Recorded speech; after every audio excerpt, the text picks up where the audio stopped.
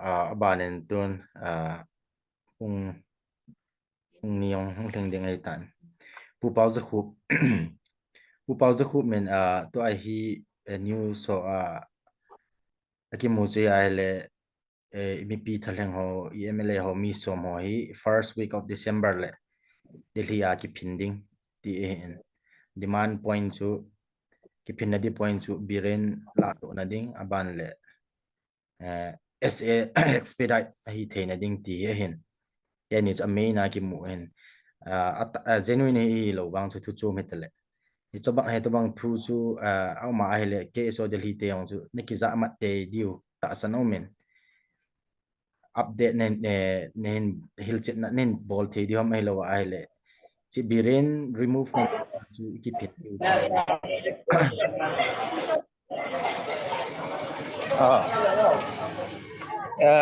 cái hi bun joma ka tan video ka hin on thelo di tan na he ti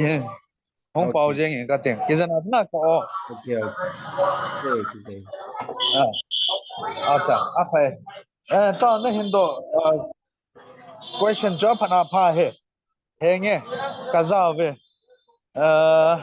ki chi ta reliable source chat a hi lo wa nga chu sulam lang ki za da na he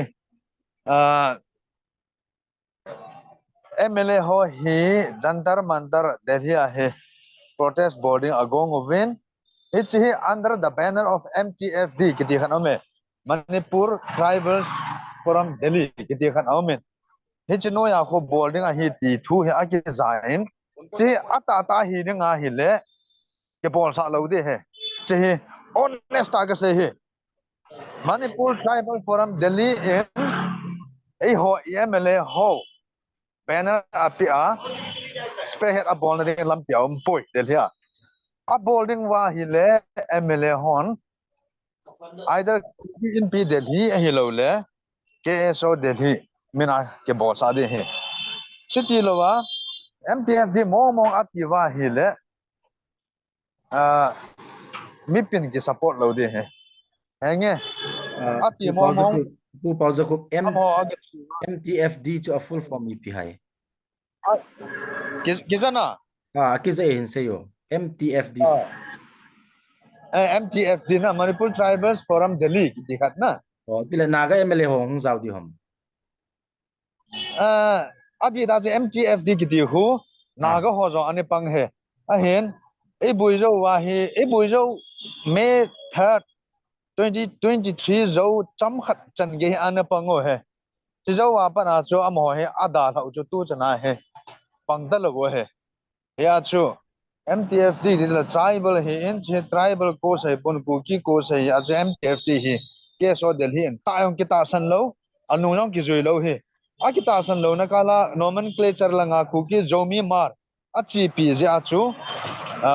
ki zok lo he ya chu kuki zomi mar mena chu MLA ho chu ipiti protest abol mo ndu ha di a di lo hi in MLA I say din on a democracy majority I chi do hi in MLA somla group in yo he it is okay that HR jo kuki zomi mara chu abol jin the du ha di lo he kuki jo abol no yo di lo khop set na lai hi in a hin common political platform tia asimu wa hi le kuki zo yong chu kuki in pin ana santa hi le kuki zo chu a chiu le khat na kuki zomi mara cha abol lai siwa KSO-Delhi&NCR in ki support lo di hi kui hi jong le ahin bol ho chun henge unity na ding in ne hung pi wo ti wa le lunglen ta wa ga ki chi ding he ahin part chu ki lo ding hi chu hin tin thu ka za na a ko na chu ka sei hi in MLA minister pu ko ma hi hindong chening ka te nen het sang ka te 80 hi in tu chana hin emacha river ahin bol pon akiza da na first week of December la he boarding in akibong ye ti tu akiza in ya chu to he mentally prepared akihi in a bol loading o chu chule kaza da ki na chu TM resignation to separate administration two demands ading a he ki go ngo hila kilovin ahin la amma honi janin clarification bolu jong de a minister te ne hi ya MLA ho a hi ya a CM pa to ki ho jing wa boss pu to ki ho jing wa gu a ku hi ki chan hi rong le ama ho chu CM resignation hi na ding a chu protest ipti abol mo deu ham mi pi ki lep na hi bo ve chi CM resignation tin demand hum bol ta jong leo mi pi hon oh MLA ho yang khana ding ta wala CM resignation ding a protest abol hom ta wala ta sa nai lo de he Supreme Court ki sanin jong hal be ya chu a hin sai hin MLA te ho na CM pau to ki ho na lai CM pau to ki ho na lai APT separate administration na dalon ti chu a hin sai zo nong wa clarification an bolwa koi man CM pa aki ki mu pi poi atio hin hi jong le hi chi ki ta san lo he mi pi hi MLA chunga ke lung hai lo hi public voice iti pau hi e ho ita sata wa assembly athu e ga sai the lo ji wa e ho on behalf a igin han do wa e ho ko sa de nga thu sai ding fight ball di ho hi tu chunga e bola thip chenam ham adi ta sai de nga SA separate administration kiti yong ama ho po do hi in a po do wa to ai thip chena kita wo he khaleni ti lo na ya chu che MLA ho he a chung wa mi pi kilung thai lo he a kilung thai lo na ka Delhi hong ke go wa mi pi san the lo khat forum mangcha a protest hong bol go na he ke sang lo ding san manala a hi thia hi le bon amol pho na de ke bol din la he ya chu he chi confirm hi chak nai pon a hong ki confirm ting le mi pi japi he na thu hong ki sai de he MTF ki no ya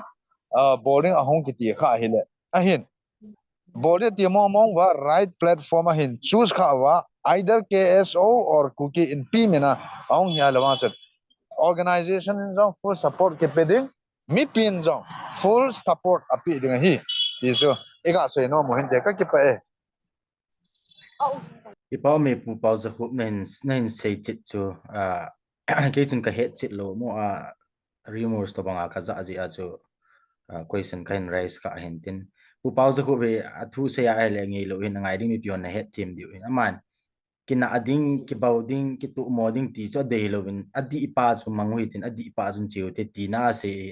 ila hil lo di we ti chu ka hin su te na kai nei pai pai hen tin abanen pu he